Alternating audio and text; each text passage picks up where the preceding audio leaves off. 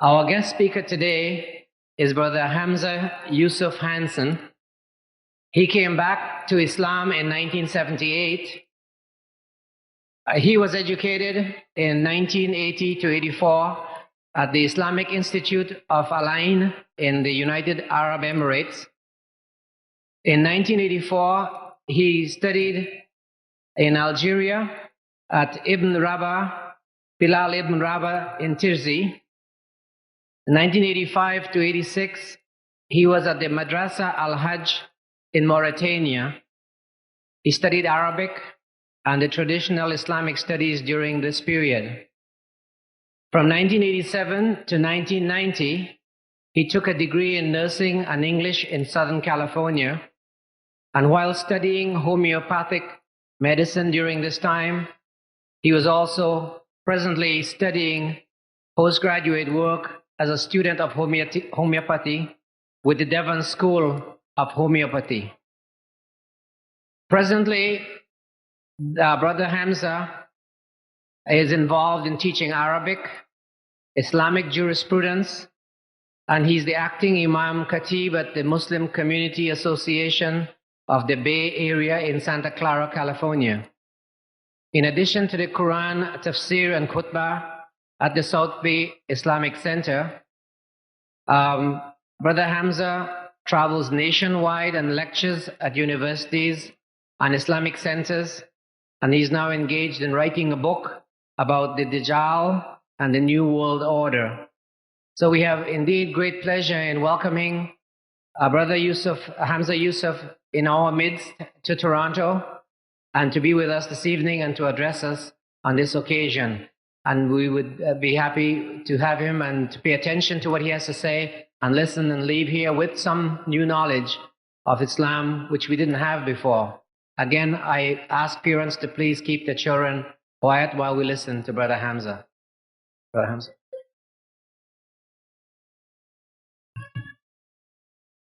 السلام عليكم ورحمة الله.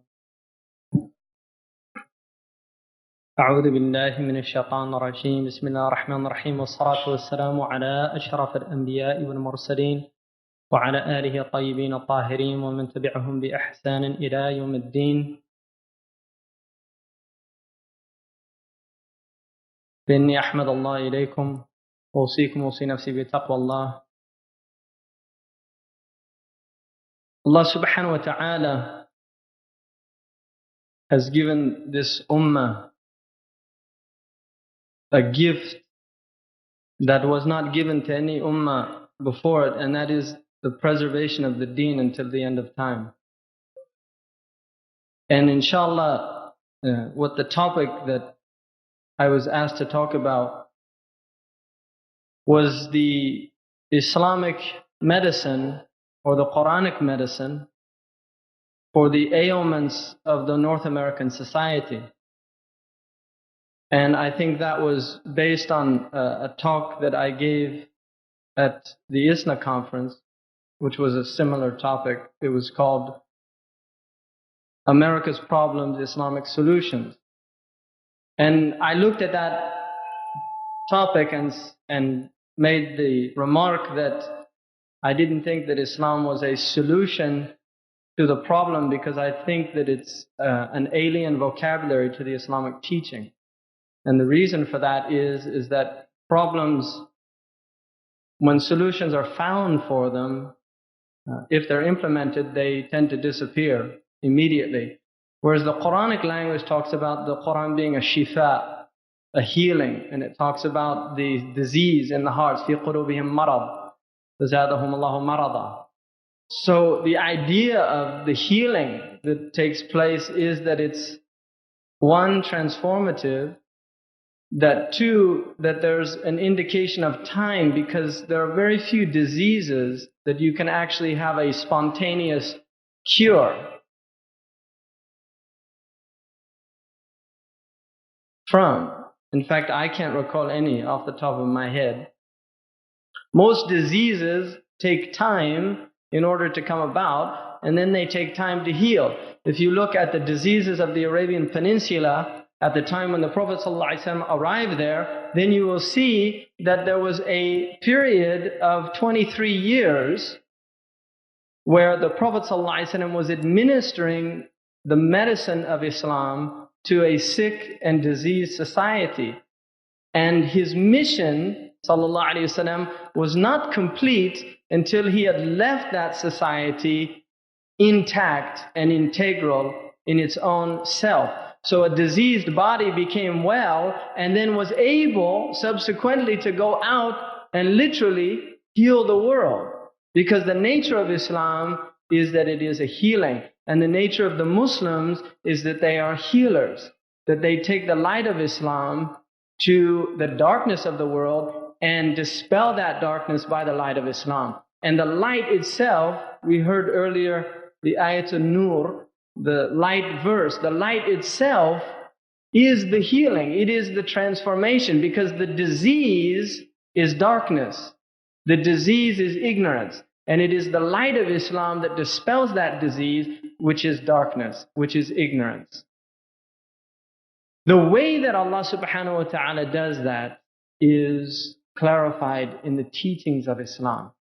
And in order just to look, one of the unfortunate aspects of the diseases of the American society, and I'll speak American by extension, the Canadian society as well, that is that all right to do that? Maybe not in Montreal, I don't know. That the sicknesses of this society no longer, you see, impact on the society itself. But these sicknesses are now exported all over the world. This is the tragedy of our time, is that kufr is no longer isolated in what is called Dar al-Harb. You see, the traditional Muslims had this worldview that was very nice. They had Dar al-Islam and Dar al-Harb. They had the abode of Islam, which was the abode of peace, Dar al-Salam, and they had Dar al-Harb, which was the abode of the war. Because the idea being that when Islam comes, there's peace. Our greeting is Assalamu alaikum. Peace be upon you. The Prophet ﷺ said, أَلَا أَدُلُّكُمْ عَلَى شَيْءٍ إِن فَعَلْتُمُوهُ تَحَابَبْتُمْ فِي اللَّهِ. Can I tell you something that if you do it, then you'll love each other in Allah? And they said yes. And he said, Afshu salam. Spread peace. Spread peace. I mean, if you say Assalamu alaikum, either it's just lip service, which is what we call a munafiq, or you're telling somebody peace on you. You see, now the Muslim, they say Assalamu alaikum, and then the sledgehammer comes right after that, right? What they really mean is Silam alaikum, which is like the heavy rock on you, right? So Islam is about spreading peace. And when you spread peace, war, right, which is the opposite of peace, which is kufr, you see, kufr is a state of war with Allah. You're at war with Allah. Islam is a state of peace with Allah. The Quran says that the one that makes riba, right, who transacts in riba, in usury, is making war, that Allah has declared war and His messenger. بِحَرْبٍ مِّنَ اللَّهِ وَرَسُولِهِ فَآذَنْ بِحَرْبٍ مِّنَ اللَّهِ وَرَسُولِهِ. That Allah has declared war and His messenger on those who make riba, usury. And so the Prophet ﷺ said on the Yawm al-Qiyamah that the angel will give the murabi, the usurer, right, the banker now, in modern terms, the banker, right? It used to be the murabi or the usurer, now it's the banker, right? He'll give the banker the sword, right? President of Bank of America, Citicorp, all these nice corporations that are helping more and more people get into slavery and indentured servitude, right? In California, they have this big propaganda that says, Bank of America, we've helped more Californians, right? They never tell you what they helped them do. They just say, we've helped more. Or Bank of America, we're banking on America, right, to go bankrupt. Because we're the ones that are, right, putting everybody in debt. So on that day, right, Yawm al-Qiyamah, Yawm al-Adala, the day of justice, right, the Murabi gets the sword and the angel says, Ha Rabbuka barizhu. Here's your Lord. Now go to war. Huh? See how long he lasts. Right? That's the Murabi. So that's the nature of kufr, is that it used to be isolated in Dar al-Harb. Now, Dar al-Harb and Dar al-Islam are no longer, right? We're in now Dar al-Islam, here in this gymnasium. Right? Islamic basketball, inshallah. And next door is Dar al-Harb, right? Now, in the Muslim countries, I don't know, what do you call it? We don't even have terminology anymore. The fuqaha, if they exist anymore, but the ones that do are so confused now. They don't know where's Dar al-Harb, where's Dar al-Islam, where's Dar al-Sulh. It's all become confused. Nothing's clear. The Prophet ﷺ said towards the end of time, he said, يُصْبِحُ الْحَلِيمُ حَيْرَانًا, that the one with hilm, the one with forbearance and intelligence, sagacity, will become confused, will become bewildered. That's the nature of the time we're living in, is a time of hayra. It's a time of bewilderment. It's a time when people are confused, you see. This is the nature of the age we're living in. And so things are no longer clear. Kufr enters into our homes by our own hand. We turn on the television and we allow kufr to permeate the home, you see. Kufr is all over the Muslim world now. They have huge satellite discs, and they bring dhabdhabat kufriya, right? These electromagnetic microwaves, kufr microwaves, from these satellites that are floating around the earth. And they bring them into their homes. So their little abode, right, which could be technically their Dar al-Islam, because your house is your Dar al-Islam. That's at least, if you're Rabb al-Manzil, if you're the Lord of the house, then at least you can implement Sharia in your home. But now, the enemy is actually welcomed inside, you see. His name isn't Abu Jahl anymore, or, right, these Fir'aun, or Qarun and Harun, and these type Jalut. He's got names like Samsonite or Sharp or Sony, right? These are the new Samsung, right? Aiwa. That's the Japanese said. How do they say yes in Arabic? They say Aiwa. Okay, well, let's call it Aiwa. And then if they ask for something, right, at the souk, right, you say, oh, do you want this one? Aiwa. Oh, he wants Aiwa. So they go get Aiwa, right, and sell them an Aiwa television. So this is what we're dealing with. It's gone crazy. The whole world's gone insane. So nothing's clear. And America is really become the source of it. You see, it used to be Europe, right? It used to be Europe. But Europe threw the football to America. They said, listen, we're about to be tackled by all these countries that we've colonized and tyrannized for the last 60 years. So let's give the ball to somebody that hasn't had any, they're actually free. They were colonized at one time by us. Now they're free and they're the democratic beacon of the world. So they threw the ball to New York, and New York took over the game. So this is what's happened. So America now is importing all of these things. But the Americans, it's like the Avis, I think it's Avis, we try harder, right? The Americans have this thing called quality assurance, and it's kufr with a smile, you see. That's have a nice day. That's what the Americans do. You see, they colonize you with a smile. Like the British and the French and all these other, they came down with their gunboats and blew people to bits and pieces. And the Americans came in and have a nice day, right? And before you knew it, they controlled all the natural resources and everything else. And they do it in really nice ways. So people feel like they're having a nice day, right? Sitting in their Aramco office in their swivel chair or wherever they are, I don't know. So this is what's happened. So the sicknesses of this society are affecting the whole world. Now, if you look at the sickness of this society, the primary and fundamental disease of this culture is that they have completely disengaged from any spiritual tradition, whether it's Catholicism, Anglicanism, Protestantism, whatever you want to call it. See, all the European countries, even when they were colonialists, right, they still had religious teachings. I mean, the French actually believed that they were doing holy wars against the Muslims. They don't have holy wars in America. They don't. What they have is profit wars, right? That's what they do. They go and they fight for profit. They risk not their lives, but their dollars. And that's what America's about. It's about spreading consumerism all over the world and turning people into consumers. And Allah says, إِنَّ الْإِنسَانَ لَيَطْغَى أَن رَآهُ اسْتَغْنَى. That man has surely, humanity has surely transgressed the boundaries in thinking themselves independent. And this is what America's disease is. That we are independent. We don't need wahy. We don't need revelation.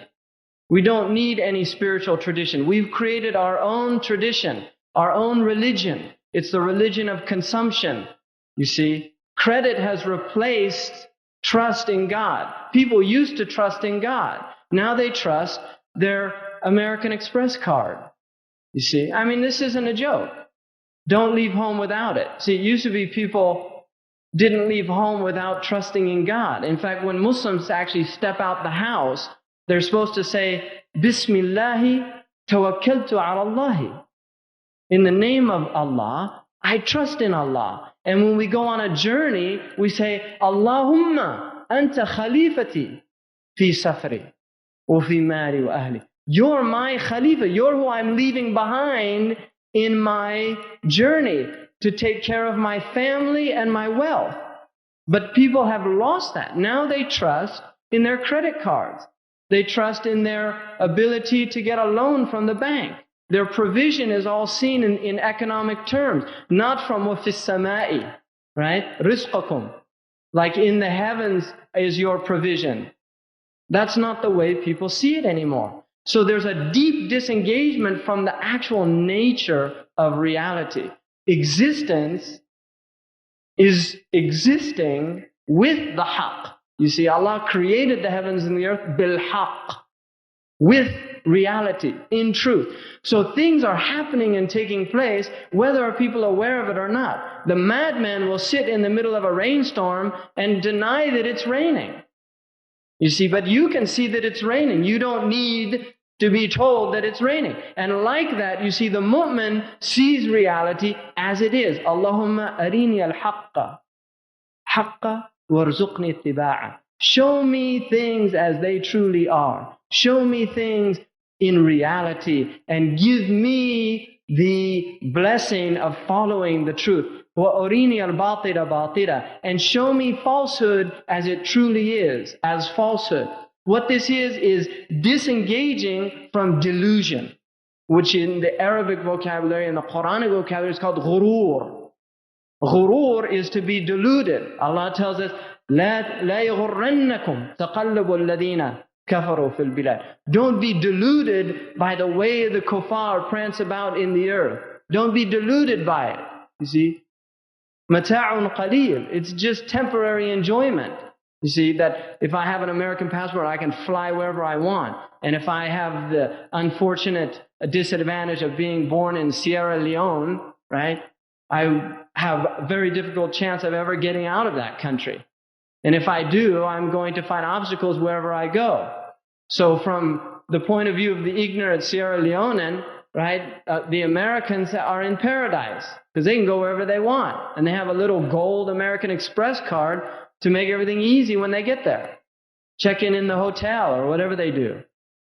So things are very out of balance. Right? We're living in an age that is out of balance. And the most imbalanced societies on the planet are right here in our backyards. We're living in it, you see. So this is a diseased society. And the people have deep disease. It's not simple. It can't be reduced to some simple formula. It's deep kufr. It's a virulent kufr. It is infectious by nature. Those that are exposed to it become diseased by it. it becomes very difficult to actually combat it. So then we say, well, what are the manifestations of the disease? I believe that the disease is this belief in complete independence from Allah. You see, they say, in God we trust. Like in America, on the dollar bill it says, in God we trust. What they don't tell you is that the dollar is the God. Right? That's what they trust. In God we trust, all others pay cash. Right?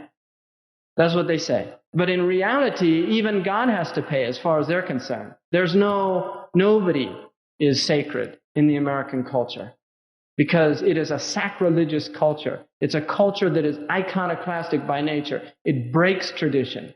It doesn't like tradition. It is a traditionalist society. Oscar Wilde, right, that poor fellow from England, so actually he's from Ireland, even poorer, right? The Irish they're like the third world of Europe. Right? That's why they're actually the nicest Europeans. He said that the oldest tradition in America is their youth. Right? There's no tradition. McDonald's and Madonna, that's Michael Jackson now. The poor people in Africa listening to Michael Jackson, if they knew what he was really up to, right? How sick and diseased. I mean, you have to have pity. You feel pity towards somebody in that state that walks around looking like they should be in a wax museum, right? I mean, that's a very pathetic state to be in, and he's a result of this society. He's actually glamorized in this society. But it's spreading all over the Muslim world. People want this stuff. I don't want it. But I go over the Muslim world, and this is what they want. I mean, they were all lining up now. There's McDonald's in Mecca. Right? I mean, think about that. McDonald's, Kentucky Fried Chicken, Colonel Sanders in Mecca. I mean, that is, to me, something very serious. It's not a simple thing that we can reduce to kind of, isn't that amusing? I mean, that's something really telling us about the nature of the world we're living in. And people are lining up. When they first opened up, I was there. They're lining up around the corners to get a Big Mac, right? I mean, they don't even have the ingenuity to like have Mick Abdullah's or something, right? That's what I saw. This one was the safest way, right? Trying to be a little clever. But I mean, this is the imitation of the Americans and the kuffar that the Prophet ﷺ told us that people would end up down the lizard's hole. Well, they're down there and they're eating Big Macs down the lizard's hole. So it's a serious sickness. Now, how does Islam treat these things? I mean, this is what I was asked to talk about. I could go on and on and on about the terrible state of affairs, and we'd all get depressed and walk out there feeling terrible. So I'll try not to do that. It's getting harder and harder, though. But alhamdulillah, the nature of Islam is it's a deen of hope, right? The Quran says that the people of ya'as, the people of despair, are the kafirun. They're the people of despair. But we should be aware of the age we're living in. We shouldn't be fooled. We shouldn't be simpletons, mughafalin. We now see that in the Muslim world, there's no place that we can point to anywhere in the Muslim world and say, that's Islam. There's no place. We can point to individuals and say, there's a Muslim. You see, I can do that today. And hopefully you can do that in this room. You can point to people and say, here is an example of Islam. Because Islam, by its nature, is in motion. It's not a static thing. It's moving. If you look at the Quran, الَّذِينَ آتَيْنَاهُمُ الْكِتَابِ يَتْلُونَهُ حَقَّ تِلَاوَتِهِ. Those that we have given the book, they يَتْلُونَهُ. Look at the word tilawa. It's awesome because it means to recite, but it also means to follow. وَالشَّمْسِ وَالْقَمَرِ إِذَا تَلَاهَا. Right? وَالْقَمَرِ إِذَا تَلَاهَا. the moon when it follows the sun, you see. So tilawa, reciting the Quran, it says in the Quran that those who we have given the book and they recite it, but they also, it is implied in that recitation that they follow it. In other words, that they're in motion, that the book is in action. It's happening. When Aisha radiallahu anha was asked, how was the Prophet ﷺ's character? She said, Kana khuluquhu al-Quran. His character was the Quran. In other words, sallallahu alayhi wasallam was the embodiment of the Quran. We are not, you see, in Western religion, they separate the mind from the body. And what happens is you separate action, right? Which is a physical thing. Action is physical. Speaking is part of our action because it's physical. Your tongue has to move. Thoughts, you're not taking into account for your thoughts. Why? Because they're not actions. They're in the mind. Right? They're in the intellect. Actions are motion. Motion, by its nature, is physical. The Muslims do not separate the physical from the spiritual or the emotional or the intellectual. The human being is a totality. It's a whole. This is why our prayer, by its nature, is physical. You see, we pray physically.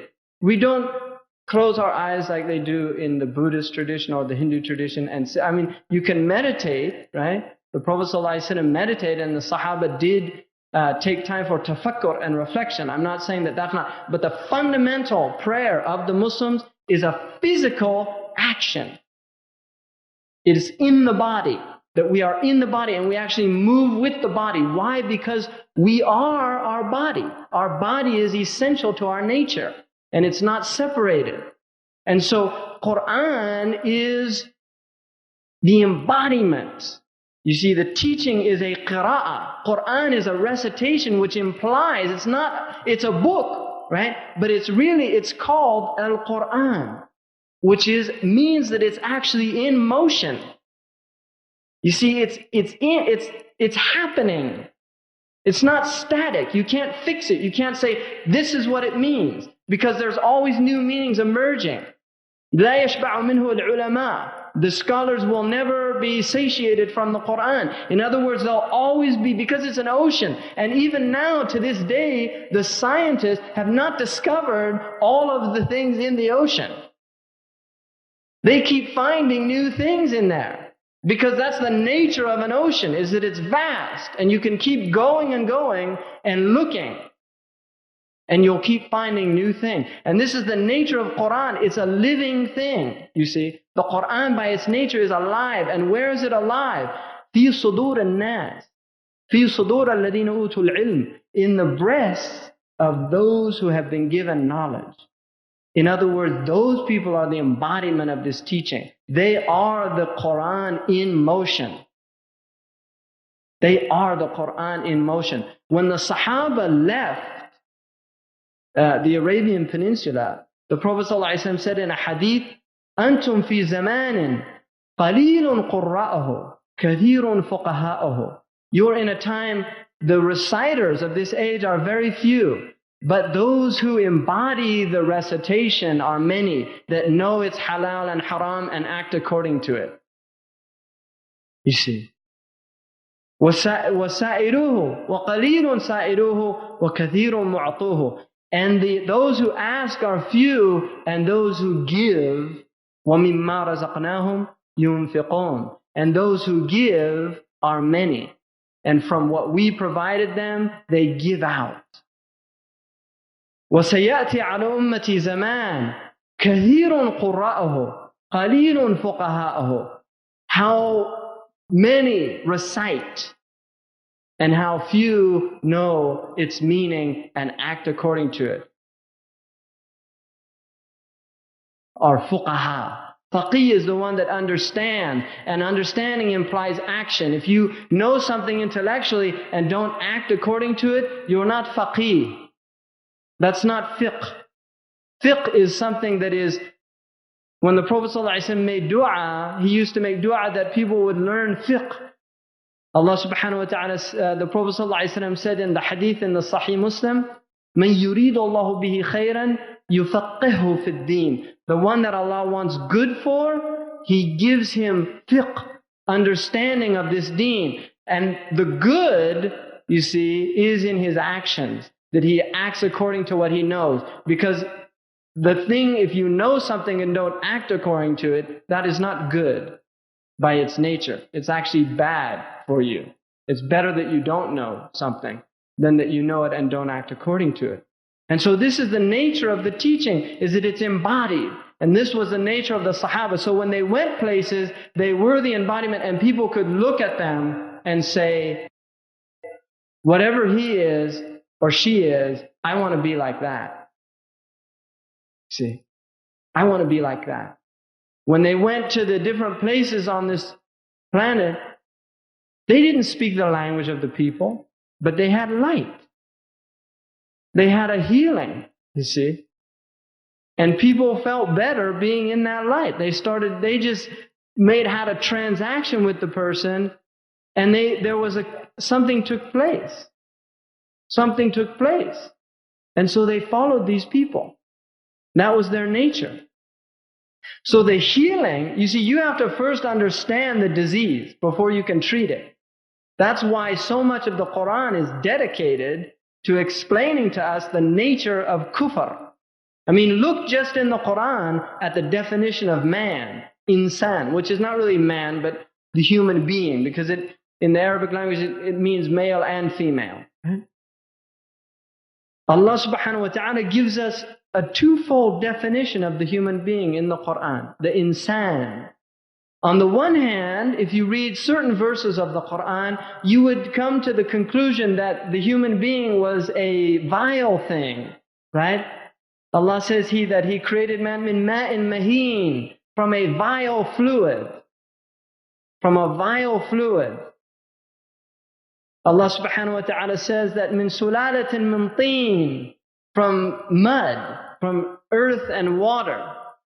Allah subhanahu wa ta'ala tells us that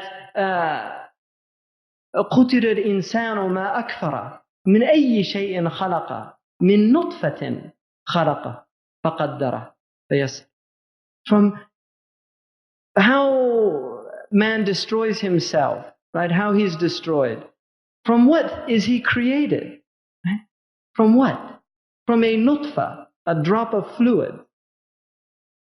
And then Allah fashions it, measures it out. From a drop of fluid. So if you look from the one aspect, it would seem that the nature of man is a vile nature, a low nature. But then you look at these other ayahs, verses in the Quran, وَلَقَدْ كَرَّمْنَا بَنِي آدَمَ. We have ennobled the children of Adam. وَقَالَ رَبُّكَ إِنِّي جَاعِلُ الْمَلَائِكَةِ إِنِّي جَاعِلٌ فِي الْأَرْضِ خَلِيفَةً. And your Lord said to the angels, I'm placing in the earth a khalifa. I mean, khilafa is a big thing. You're standing in the place of Rabb al-Alameen. وَكَلَّمَ مُوسَى تَكْلِيمًا. And he spoke to Musa. وَاتَّخَذَ إِبْرَاهِيمَ وَاتَّخَذَ اللَّهُ إِبْرَاهِيمَ خَلِيلًا. And he took Ibrahim as a friend. Man's raised up. Man's exalted in the Quran. So there's these two pictures here, and when we reflect on that, Allah is addressing the two natures of man. Man has two natures. One is to humiliate himself, to be like an animal. And the other is to think that he's a god, you see, because he has these incredible attributes. He's this paragon of perfection. He has attributes that are angelic. He has the intellect. The nature has been subjugated for him. We have power and dominion over creation. And so people will become deluded by that, you see. Start thinking that I'm something special. I'm something extraordinary. And it will lead to takabbur, to arrogance, istikbar, kibriya, khuyala, the diseases of the heart.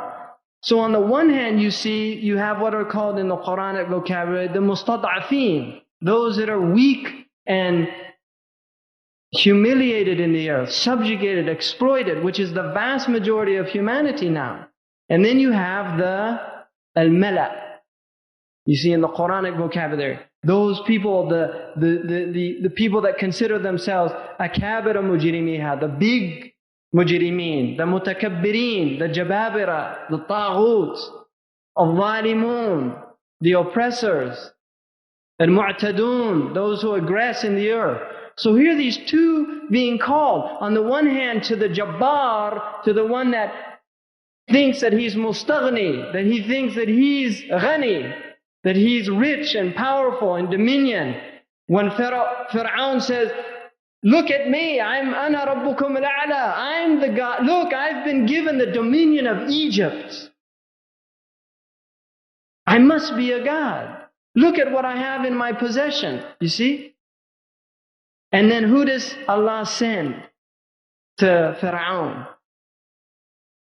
Maheen, humble in the eyes of Fir'aun. La yakadu yubin. He can barely communicate. Musa alayhi salam. Kareem Allah. And he sends him and he says, La takhaf. Don't fear. Innaka min al-aminin. You're from the people of amana and aman. The people of trust and the people of safety. Because you're from the people that Allah has chosen and given His message to. Go to Fir'aun. Idhaba ila Fir'aun. Go to Fir'aun. Right? Go to Fir'aun. And what do you tell him? You're not Allah. Anta min ma'in maheen. You're just a little drop of fluid yesterday in the womb of your mother. Don't think that you're something special. Humble yourself. Go low. And what does Fir'aun say?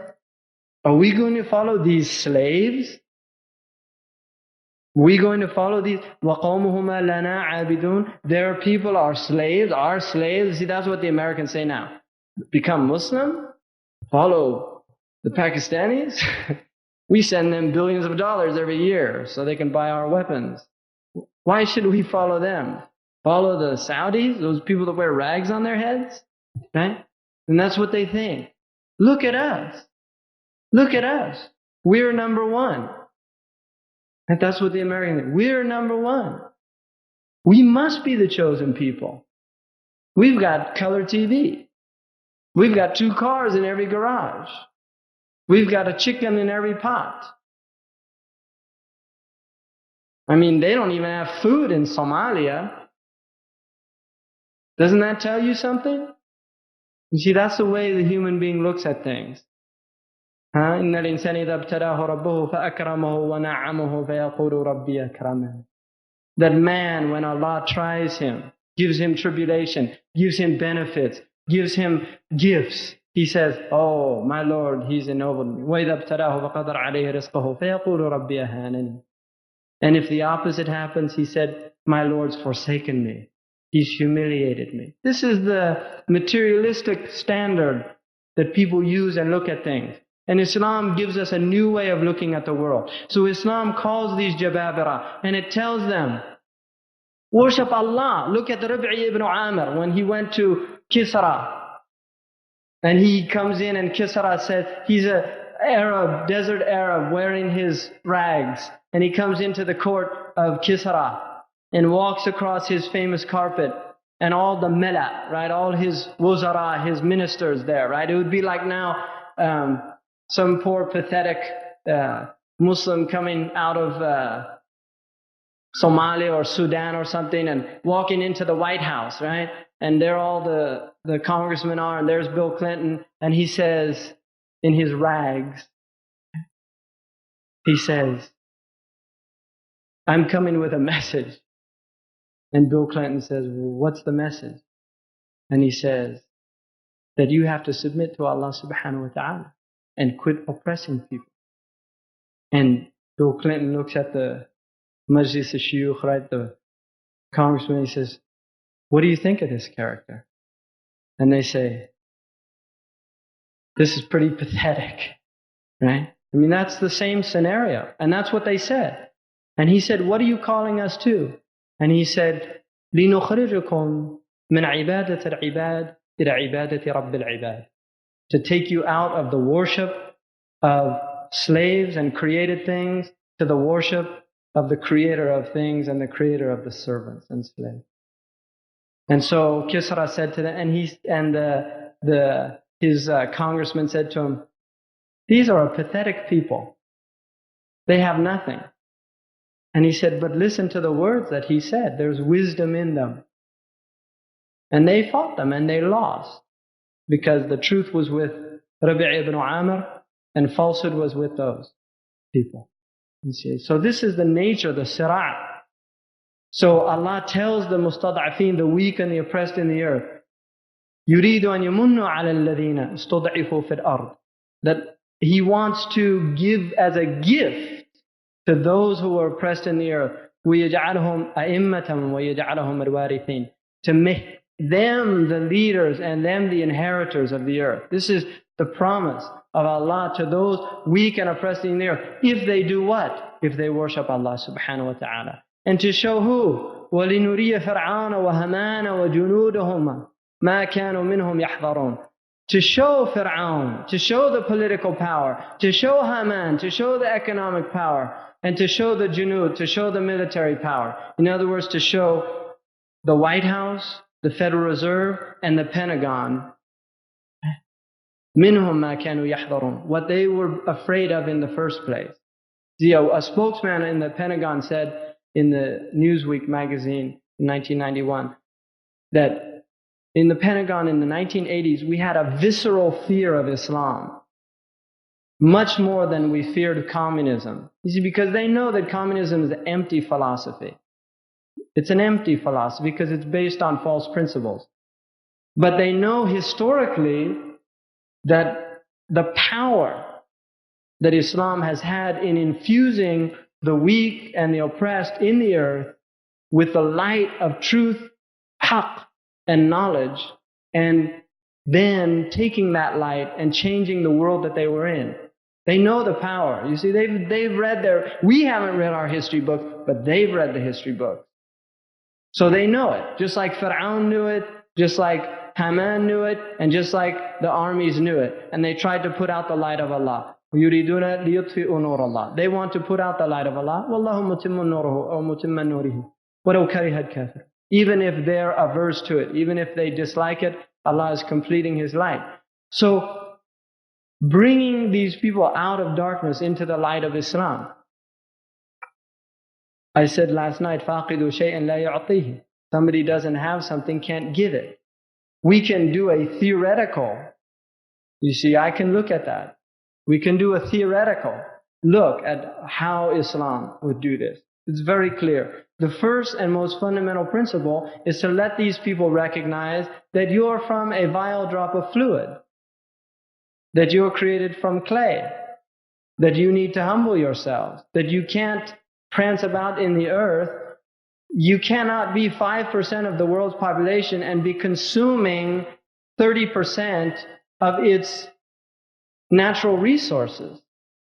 You see, the average American has an ecological impact on the environment, right? That's detrimental to the environment, that's 40 times greater than the average Indian in India, and 100 times greater than the average Kenyan in Kenya. And they complain about those people down there, they populate like rabbits, right? Or you know it, they're going to be eating up all the resources, which means we'll have to lose weight. Right? Which means they'll actually get better, right? Because they're all dying of gluttony. And that's what they're dying. That's what Koop, their Surgeon General, said. Americans are dying from overeating. So they're all out to here, and the Somalians are the opposite, right? And they go there with Operation Hope or something. What do they call that? Operation Hope? Restore Hope. Oh my goodness. Restore Hope. Which was really a Pentagon, all it was. See, the Americans, all of a sudden, if the average American pays $6,000 in taxes, $3,103 goes to the military industrial complex. $128 goes to education. So all of a sudden, when the Russians are no longer around, the Americans say, shouldn't we be spending this stuff on education or something? Because nobody can read anymore.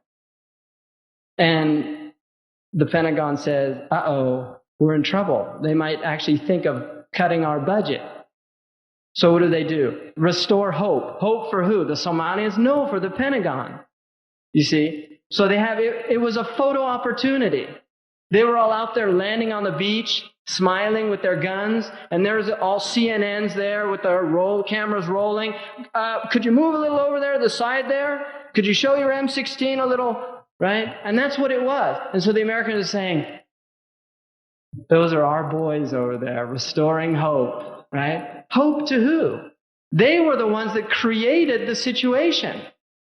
They created the despair. You see? I mean, it's like somebody cutting you up with a knife and then saying, hey, don't worry about it. I'm a surgeon. Okay, I'll sew you up. Are you going to trust him to do that? You see, that's what they create. Saeed Barra, he's a creation of some very sick people, probably with bald heads, in the Pentagon. They actually they drew out, who should we put in the Horn of Africa? Well, let's see, he should be ruthless. Put that on top of the list, right? They're very passive people. They need somebody to beat them down with a good stick, right? And he should be very greedy, right? So that we can buy him. I mean, if he has any sense of patriotism, where he actually thinks about his country, you know, that these are Somalians. I mean, after all, my mother was a Somalian. So maybe I should actually try to look after them. Because I was just a peasant one day walking around with bare feet. But so he has to be greedy, ambitious. So they write all these characteristics. We've got just the man. You see, our CIA correspondent in Mogadishu says there's this character named Saeed Barri. He's a colonel in the army. So that's what they do. That's how it happens. And it's all over the Muslim world. That's what they do. They work out specifications, and then they look within the army for these characters, and then they say, look, play the game, and we'll make you president. Now, every once in a while, because these people were dealing with kind of infrahuman intellects here, right? So every once in a while, one of them says, because he surrounded himself by all these yes men, right? Like Idi Amin, remember that poor guy? He surrounded himself by all these yes men that are saying, oh, great and majestic leader, you great and triumphant one. And pretty soon he starts believing it, right? I really am this important person, because they all keep telling me that, right? And they're all smiling, they're all yes men, right? Aristotle said that tyrants always surround themselves by yes men, because they feel insecure.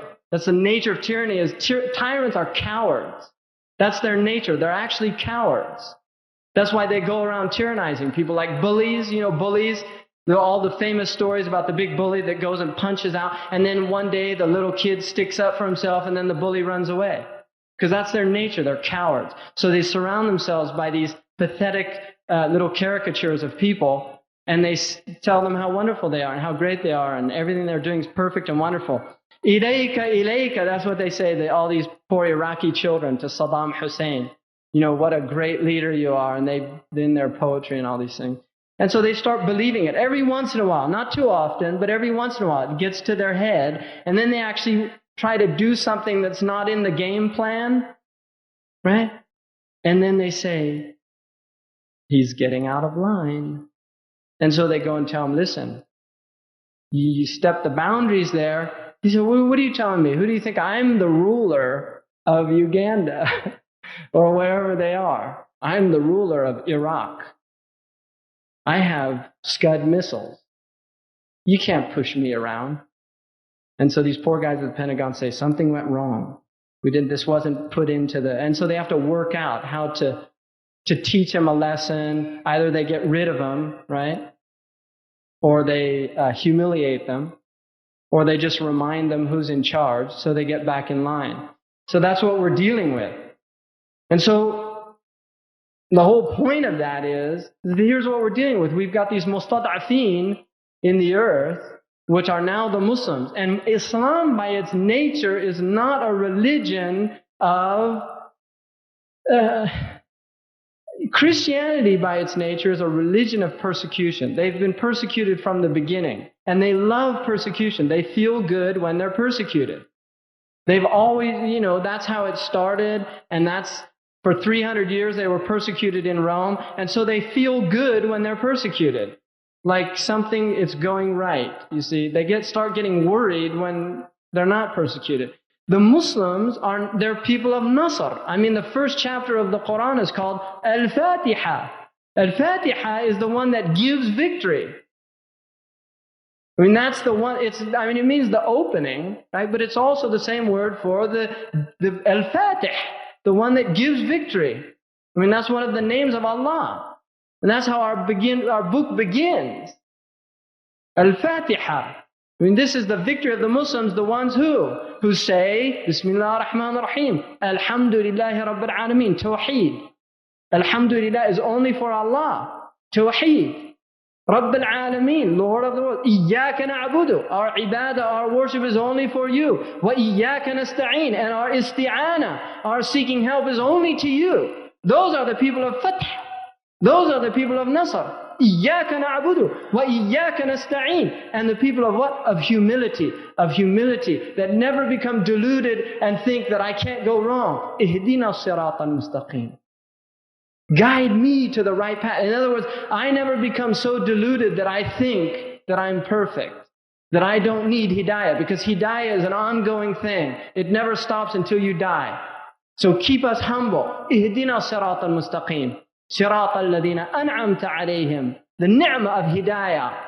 غير المغضوب عليهم, not those who know things and don't act according to them. ولا الضالين, and not those who don't know anything and just go out and do whatever they want. Not like the Jewish trap of falling into knowing the truth and not acting according to it, and not the Christian trap, which is not even bothering to learn the truth. To say, well, the truth has set us free, so we don't even need to bother with it anymore. We don't need Sharia, we don't need any laws, because we're filled with the Holy Spirit. And so that's Al-Fatiha. These are the people of victory, are the Muslims, the people of this chapter. We say it every day in our prayer, and that's what it is. It's those people are the ones that are given victory. And they take the guidance to other people. And then the book begins. Alif Lam Mim. Dhalika al-kitab. La rayba fi. There's no doubt in this book. Hudan lil-muttaqin. It's a guidance for the people of taqwa. This is the book. There's no doubt. That's how the book begins, negating doubt. And so then Allah gives us the attributes of the believers, that they believe in Allah, they believe in the unseen, and they give out from what they're given. And then He tells us about the kuffar, that they are the ones that don't believe in this teaching, and they don't follow the truth. And then the munafiqeen, and then it gets complicated, because then you're into a complicated creature. So that's how the book begins. And then it tells us about man. Look at the very first, in terms of, as you open the book, which is the Al-Baqarah, that Allah gives us the definition of the three types of human beings. And then the first revelation is Iqra, Bismi Rabbika alladhi khalaq, khalaqa al-insana min alaq. From a clot of blood, congealed clot, from a clinging thing. That's what we were created from. So historically, the first revelation tells us who we are. But then it tells us, again, الذي خلق الإنسان من علق اقرأ وربك الأكرم الذي علم الإنسان ما لم يعلم علم بالقلم.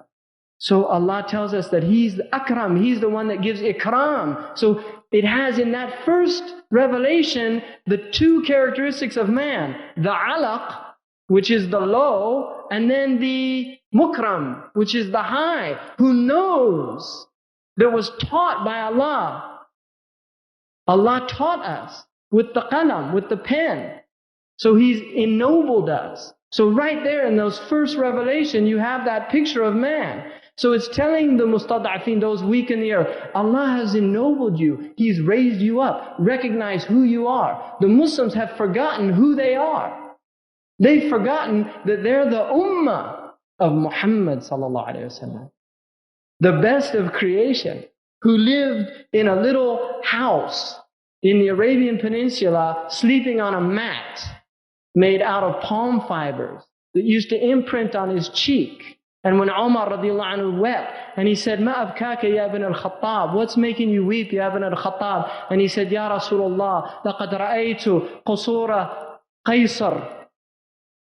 وَكَيْفَ يَعِشُونَ وَإِنَّكَ أَوْلَى بِهِمْ مِنْ ذَلِكَ." I saw the palaces of Caesar and how they live there, and you're so much more worthy of that.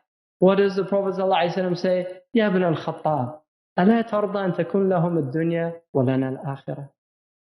Aren't you content that they have the dunya and we have the akhirah? Aren't you content with that, Ya ibn al-Khattab? He's not thinking about himself. Umar, he's thinking about the best of creation. He wants to see him living in nice palace, right, with servants. And the Prophet says, that's not our way. We're the people of the poor. Faqri fakhri. My poverty is my pride. It is my pride. Not the sick poverty of the ghettos and the sick. It's the poverty of choice. It's the choice to be humble. That is the poverty of the Prophet ﷺ. It's not a poverty that abases. It's a poverty that raises up and elevates people. It's not a poverty that makes people get on welfare or go ask people. It's a poverty that makes people content with a little. The Prophet ﷺ said, رَحِمَ اللَّهُ إِمْرَأً رُزِقَ الْكِفَافِ وَقَنِعَ بِهِ. Allah has had mercy on the one that's given just enough to get by in this world, and he's content with that. You see, we live in a world of complete extremes. We live in a world of feasts and parties and so much plenitude, cornucopias, and we live in a world of 50 million people dying from malnutrition and starvation that are under 15 years of age every year. We live in a time when people on the Arabian Peninsula are dying from overeating, and their brothers in Somalia and sisters are dying from starvation. That's the time we're living in, you see. And it's a time of deep imbalance. And Islam is the middle way. It's the way that brings the mizan. It brings وَوَضَعَ الْمِيزَانِ أَلَّا تَطْغَوْا فِي الْمِيزَانِ. He set the balance that you don't transgress the balance. وَأَقِيمَ الْوَزْنَ بِالْقِسْطِ وَلَا تُخْسِرُ الْمِيزَانِ. And establish this balance with justice. And don't upset the balance.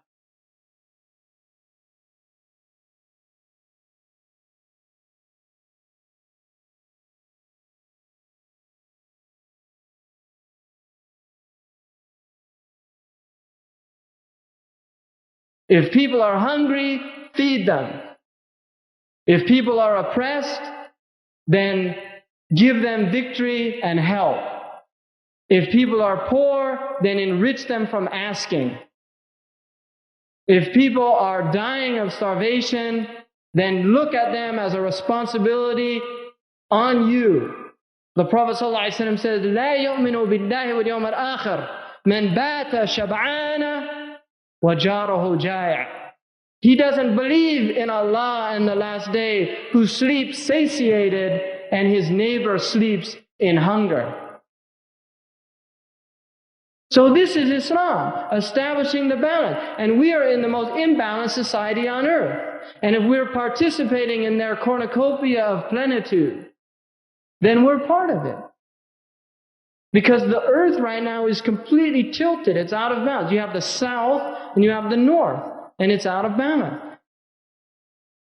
And the Muslims are the people that are supposed to establish the balance, to set things straight. But if we're not thinking about it, if we're not even thinking about it, if we're so busy stuffing our faces, right? If we're so busy with the maladda, with the laddat of dunya, with all this pleasure of dunya, that we're not even thinking about these other things because they're out of sight, out of mind.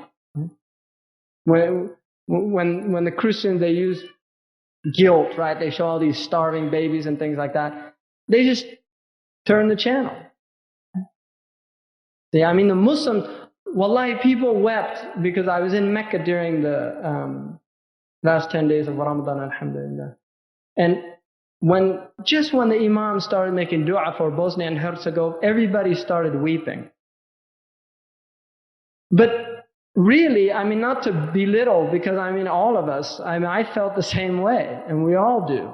But it's like Abu Abdullah, when he left Granada, there's a place, it's called Mabka al-Muslim, the weeping place of the Muslim. When Abu Abdullah left Granada and surrendered Granada to the Christians, he looked back. They call it Zafrat al-Moor. Now in Spain, they still call it that, the sigh of the Moor. He looked back at Granada and started weeping. And his mother said, Ibka alayha kan-nisa'i ba'dama lam tuhafid alayha kar-rijal. Weep like women weep over it after you didn't defend it like men. You see? And those are the tears that we shed. You see, the tears, the collective tears of the Muslims are the tears of ajaiz. You see, they're the tears of people that have just rakanu ila dunya. Nasallah fa'ansahum anfusahum. They forgot Allah, so Allah made them forget their own selves. And if you forget your own self, forgetting yourself is not forgetting to eat. That's not forgetting yourself. Forgetting yourself is to forget what your responsibilities are in the world. That is nisyan. Is to forget that we have duties. We have something to do. We have a job. As Muslims, we have a job to take this deen out to the people. And really, and this is the truth, if the truth be said, and inshallah let the truth be said, the responsibility of us in these countries, if we're here, is to take this message out to those who will listen to it. And those who will listen to it are the poor and the oppressed. They're the mustad'afeen. And if you read the Quran, you will come to that conclusion very quickly. The Mala do not accept Islam except in rare cases. And those people are important people. It's not to belittle their importance. Omar was from the Mala. Al-Khattab was a big family in Mecca, but he's not the majority of Sahaba. The majority of the Sahaba are the Abu Dhar al-Ghifaris and the Bilal ibn al-Rabahs. Right? They're the people that nobody cared about, that were the people that had no societal value. Abu Dhar was from a tribe of desert brigands, and Bilal was an Abyssinian slave, or Zayd, right? The freed slave of the Prophet ﷺ, or Ibn Mas'ud. These people were humble people. And they're the ones that followed the Prophet ﷺ. And they're the people that we should go out, and they're the people that will respond. And wallahi, I'll tell you this. If we can turn these societies around in this country, there are enough Muslims in this country that, wallahi, I believe this. If in the United States alone, if the black community becomes Muslim, as they are becoming Muslim, despite our noses, like the Arabs say, رَغْمَ أُنُوفِنَا. And you see the transformations that take place in those people, and the light that enters into their houses, and the dignity that they get from Islam, that elevates them and makes them realize that لَقَدْ كَرَّمْنَا بَنِي آدَمَ, that we have truly ennobled Bani Adam.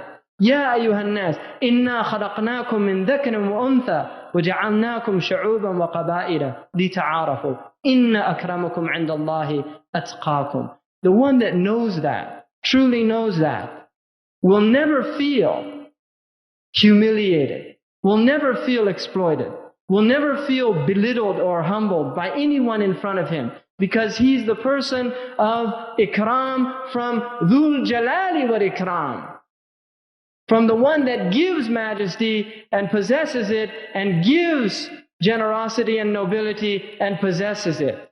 He allows his slave لِيَتَحَلَّى بِمَكَارِمِ الْأَخْلَاقِ, to ornament himself with the noble characteristics of man. وَإِنَّمَا بُعِثْتُ لِأُتَمِّمَ مَكَارِمِ الْأَخْلَاقِ. I was sent to perfect the noble characters of man, of humanity. And this is what Islam does. And if those people accept Islam, wallahi, when the Americans see the transformation within those communities as they're taking place in microcosmic scales right now, in New York, in Philadelphia, in Washington, in Atlanta, and these different places, they will have to admit that the transformative power of Islam is unequaled and unmatched on the face of the earth. Because it changes human beings, it changes societies, it raises those who are low up, and it lowers those who are high and exalted down, and they meet in a middle place, which is called the middle way, which is called Islam. But Sahaba didn't waste their time arguing. And the Prophet ﷺ said, مَا ضَلَّ قَوْمٌ بَعْدَ الْهُدَى إِلَّا أُوتُوا الْجَدَلِ. No people go astray after guidance except that they're given in place of that guidance argumentation. So when you see people arguing, my advice to you is to do what Imam Malik radiallahu anhu did. He used to get up from the gathering and say, Antum harb. You're just war. Ma'as-salama. The only people that should argue are the ulama. And Ar-Raghib al-Isbahani says, Al-jidalu fi haqq al-ulama makruh. فَمَا بَالُكَ بِالْعَوَامِ. That argumentation between ulama is makruh. It's distasteful. So what about those who don't have knowledge? So don't waste your time with people that want to argue, because there's a lot of them out there. And recognize we have to unite our efforts. We have to have economic sovereignty. Our communities have to become economically independent. This is essential to the vitality of our communities wherever we are, but particularly in these countries. We have to be economic. Our money should be going back into the community. We have to be teaching our children the deen, not in Sunday school. Not Sunday school. It is not enough. It's not acceptable. We need to be retraining so that we have, if they go into medicine or economics or literature or engineering or whatever they study at the university level, that prior to that they have had a sound foundation in Islam. They memorize either the whole Quran or a large part of it, or at least the jawahir, the essential points of the Quran, that they know the sunnah of the Prophet ﷺ, that they know their ibadat and mu'amalat. They know how to survive as a Muslim when they buy and they sell, when they pray, when they go on hajj, when they do these things. They need to learn the deen. And the Arabic language needs to be revived. Your children should be learning the Arabic language. It's essential to our deen. English should not be the medium whereby we speak in our conferences and all these things. We need to revive the Arabic language, because the Arabic language is the language of empowerment in Islam. It is the language that accesses the book. There's no such thing as a translation of Quran. It doesn't exist.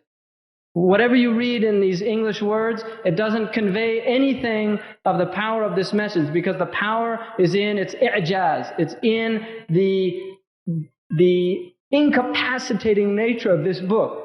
It incapacitates anyone who attempts to imitate it. And the power is in the Arabic language. And people have to go back to this language and learn it.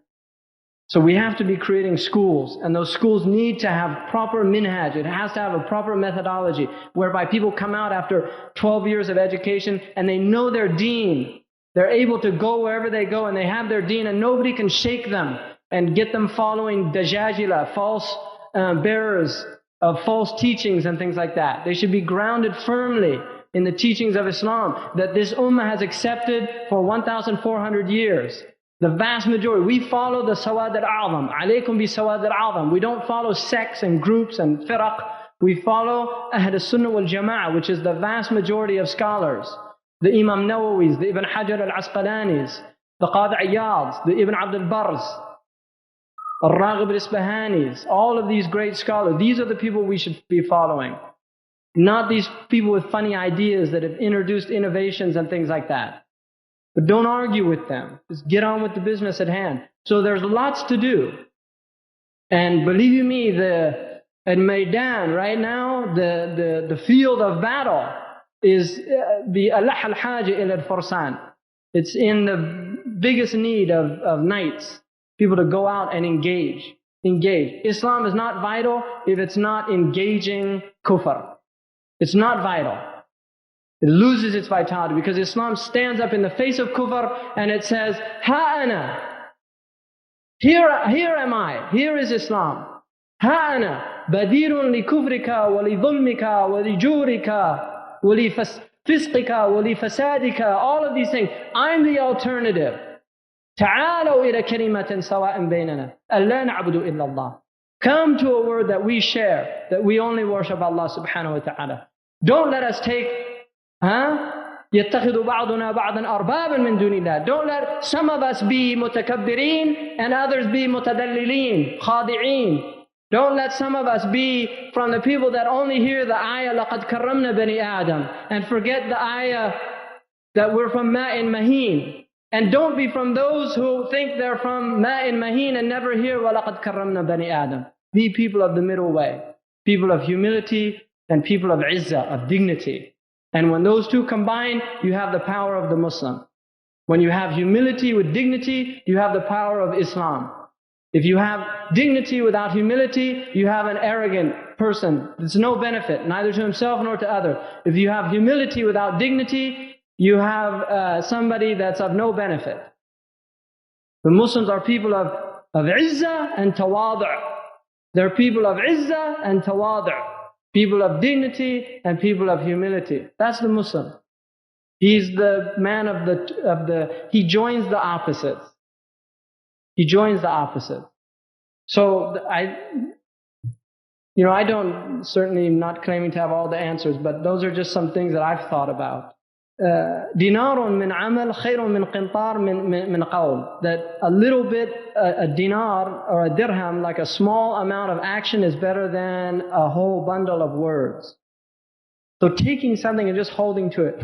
If you decide every day to read 10 ayahs of Quran every day and not stop on that, you see, or read a juz of Quran or read a hizb of Quran every day and not stop on that, that's better than reading the Quran, the whole Quran from beginning to end one night and then not picking it up for the next 3 months.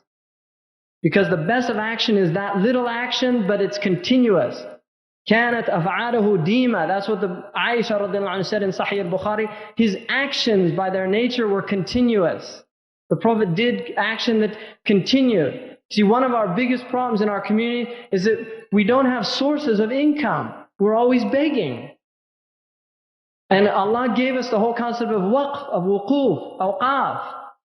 We need, the Muslims in these communities, you should be buying real estate for the masjid, for Islam, and then rent that out. And so you have every month, you have $700 coming from one house, or $1,000, or buy an apartment complex.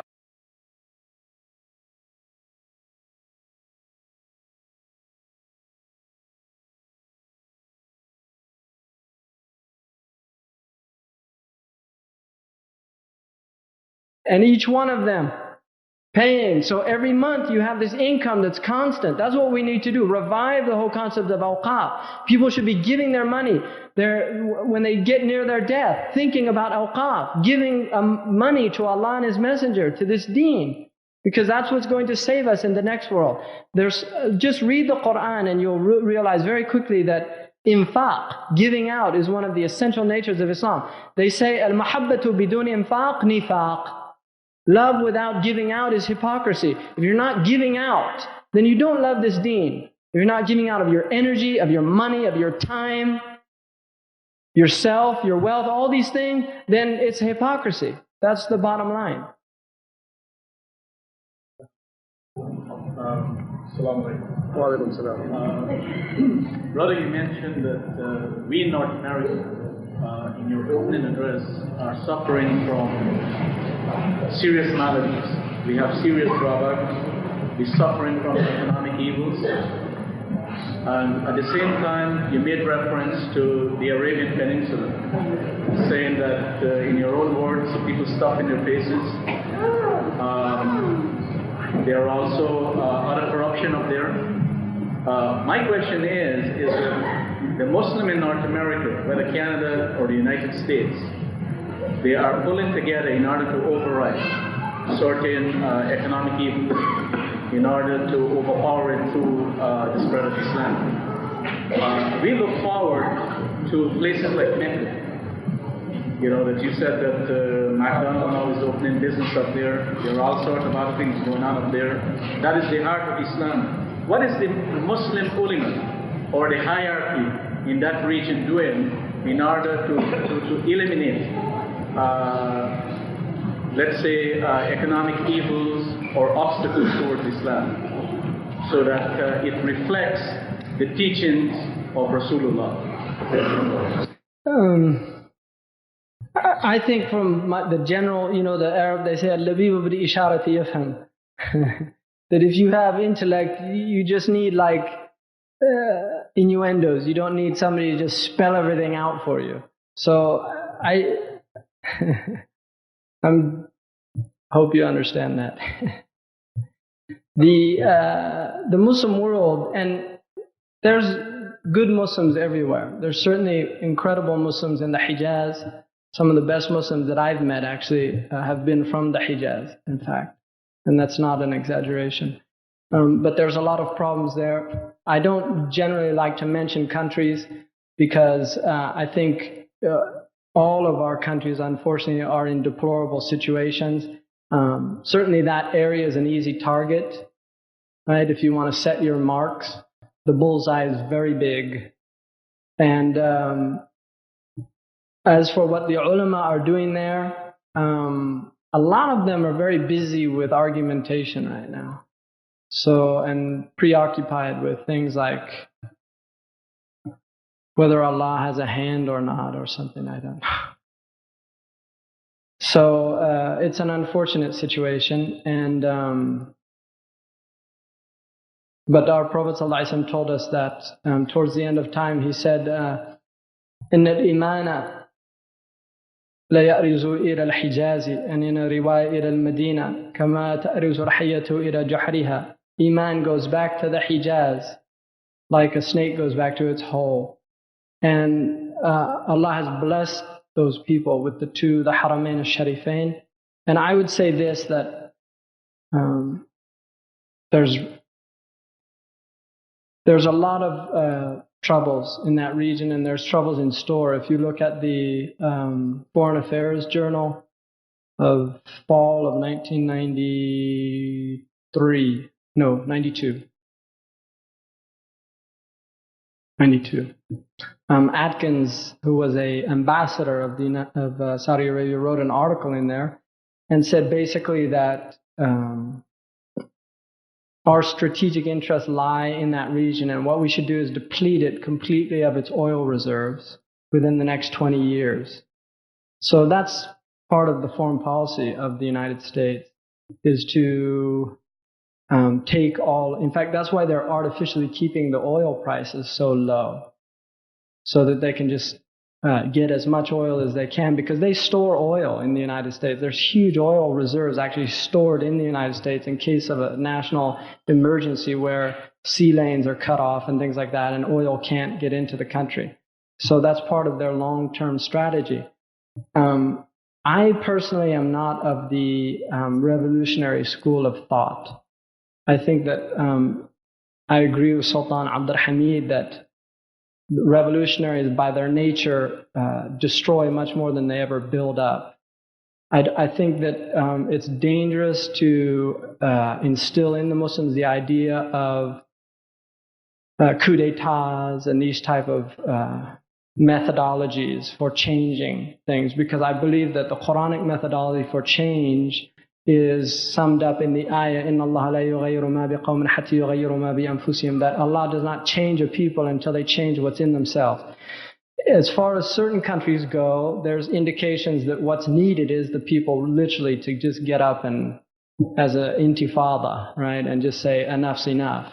I mean, there are countries that warrant that. So I really don't have much of an answer for that. You know, it's a deep question. I don't think I'm capable of really going into detail about that, because I also believe in that our takalif are different. Our responsibilities are different. In Amr bil Ma'ruf and Nahy Anil Munkar, which is the foundational or fundamental, or I'm trying to avoid that word, fundamental. Right? But the basic principle of Islam is Amr bil Ma'ruf and Nahy Anil Munkar after Iman in Allah. And that's what gives the Muslims their moral superiority over other peoples. And it's based on 3 conditions. And the first condition is that you recognize that it's a munkar, and you know what the ma'ruf is. In other words, you recognize the disease for what it is, and you know what the cure is. So for instance, one of the amazing things in this deen is that there are different ways of reciting the Quran. And there's a famous story of Umar heard Ubay ibn Ka'b reciting the Quran, and he told him it was wrong. And he said, well, that's the way the Prophet ﷺ taught me. And so they went to the Prophet, and the Prophet said, they're both right. So like in Quran, because I learned with Riwayat Warsh, and many times if I've led the prayer, there have been people that don't know Riwayat Warsh. And so I would say something like, I can't think of a good, وَمَن نُعَمِّرْهُ نَنْكُسُ فِي الْخَلْقِ. In Riwayat Warsh they say, وَمَن نُعَمِّرْهُ نَنْكُسُ فِي الْخَلْقِ. And in Hafs, نُنَكِّسُهُ فِي الْخَلْقِ. So there are different recitations. So if somebody doesn't know it, he'll say, نُنَكِّسُهُ فِي الْخَلْقِ. And they think they're correcting you, and they're not. They're just giving you a different variant of reading. And that's why knowledge is so fundamental. You have to know what a munkar is before you can correct it, because it might not be a munkar. It might, in fact, be perfectly correct. And the second condition is that, and there's difference of opinion about this, but most of them say that you will not bring harm upon yourself. In other words, that you won't put yourself in actual physical bodily danger. And some of them say, because of the ayah when Luqman tells his son to وَأْمِرْ بِالْمَعْرُوفِ وَانْهَى عَنِ الْمُنْكَرِ وَاصْبِرْ عَلَى مَا أَذَاكَ, that you should join right action and forbid evil and be patient about what you're afflicted with. They use that as a proof that you still have to give Amr bil Ma'ruf. And we know the hadith that the highest jihad is speaking the truth in front of a tyrant, which often means death. So, and then the last prerequisite is that your calling in joining the right and forbidding the wrong does not lead to a fitna or a munkar greater than that thing that you are actually speaking out against. So in many of our countries, in the Muslim countries, to have radical change in the way a lot of Muslims want it leads to fitnas greater than the actual fitna that they're in. And so people suffer. And from that perspective, I think that we have to be very careful. And we've seen in instances with the assassination of Sadat, what came after was actually ended up being worse, right, than what they were in. Because I don't think that solves the problems to chop the head off. It's just not a solution. The solution is that the ulama have to start speaking the truth, and people have to listen to them, and that the rulers need also to recognize that they have responsibilities. Again, it goes back to the khitab al-Qur'ani. The way that the Quran is addressing people. It speaks to the rulers and warns them. And we're in a time, again, as the brother said, this is a time when there's deep darkness in this age, and there's a global network taking place. But I believe in la hawla wa la quwwata illa billah, that no matter how powerful they appear, they're not mu'jizeen Allah fil ard. They're not incapacitating Allah in His earth. Allah is qahirun fawqa ibadihi. He's over all of them, conquering and overpowering, you see. But we have to be people of Allah, and by being people of Allah, we become people of Nasr. So, أقول قولي هذا واستغفر الله. جزاكم الله خيرا لحسن استماعكم. Thank you for being patient and listening. And forgive me, inshallah, if I said anything that anybody took offense with. It wasn't my intention. And our nature is naqs. It's deficiency. So, inshallah, you overlook my shortcomings and I'll try to overlook your shortcomings and look at the best of each other as brothers and sisters. Inshallah, make us people that look at the best of the Muslims and lower our eyes to the faults and the shortcomings of the Muslims, and make dua that Allah raises the Muslims up, inshallah, and makes us people of the izzah of Allah subhanahu wa ta'ala and the izzah of Islam, and inshallah unites the hearts and makes us people of mahabba, of ikhlas, of sincerity, of tawbah, of people of tawbah that turn back to Allah subhanahu wa ta'ala, of people of istiqamah, of uprightness, that Allah gives us uprightness in our gatherings and amongst our family, that Allah protects our children in these countries, and that He raises them up as true Muslims and barrin, like people of piety, filial piety towards their parents, and inshallah put in the hearts of their parents a love for Islam and a desire to transmit that Islam to their children, and not see Islam as a threat from their children, but see Islam as the salvation for their children, and to guide them and guide their children to the best paths. And inshallah, Allah give this community bounty and blessings, and inshallah help you complete this worthy and noble project here, and inshallah make this community a beacon for other communities, inshallah, a beacon of light and istiqamah and mahabba and dhikr of Allah subhanahu wa ta'ala. And I'll just finish it by saying that the Prophet ﷺ said, مَا عَمِلَ إِبْنُ آدَمْ عَمَلًا أَنْجَى مِنْ عَذَابِ اللَّهِ مِنْ ذِكْرِ اللَّهِ, that the son of Adam was not done anything that will protect him more from the punishment of Allah than the remembrance of Allah. And the Prophet ﷺ, when the man told him, قد كثرت علي شرائع الإسلام فدلني على شيء أتشبث به وأنجو به يوم القيامة, that the rules of Islam have become too much for me, so indicate to me, guide me to something that if I hold on to it, I'll be saved by it. And he said, فارق الدنيا وَلِسَانُكَ رَطَبًا بِذِكْرِ اللَّهِ, may you leave the world and your tongue is moist with the dhikr of Allah. So inshallah be ذاكرين Allah ذكرا كثيرا وذاكرات. وأقول قولي هذا واستغفر الله لي ولكم ولسائر المسلمين. سبحان ربك رب العزة عما يصفون والسلام على المرسلين والحمد لله رب العالمين.